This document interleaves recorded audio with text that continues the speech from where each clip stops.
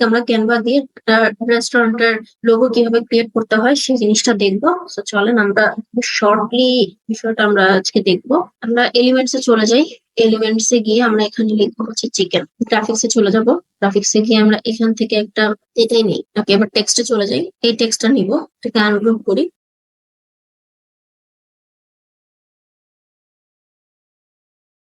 এখানে ইফেক্টস এ গিয়ে আউটলাইন দিয়ে দিব। আউটলাইনটা আমরা একটু মোটা করে দিব। এবার এখান থেকে কার্ভ করে দিব এটাকে, but এতটাও কার্ভ না, হালকা একটা কার্ভ নিয়ে আসবো এই জায়গায়। এবার এটাকে ছোট করে দিই, দেখি এটাকে পজিশন থেকে ব্যাকওয়ার্ডে নিয়ে গেলে কেমন লাগে। এবার এখানে লিখবো হচ্ছে এটা কালারটা আমরা আর একটু ডিপ করে দিব, এটার স্পেসিংটা একটু বাড়িয়ে দেখি। ওকে, এনাফ। আমরা হচ্ছে কন্ট্রোল এ দিয়ে সবগুলোকে আমরা গ্রুপ করে ফেলবো। আমরা যেহেতু কাজ শেষ, এটাকে আমরা মাঝখানে নিয়ে আসবো, বড় করে দেখি কেমন লাগে। ওকে, এতটুকুই ছিল আমাদের আজকে। এভাবে খুব শর্টলি আমরা লোগো ক্রিয়েট করতে পারি। তো আজকে এতটুকুই। দেখা হবে নেক্সট কোনো ভিডিওতে। আল্লাহ হাফেজ, আসসালামু আলাইকুম।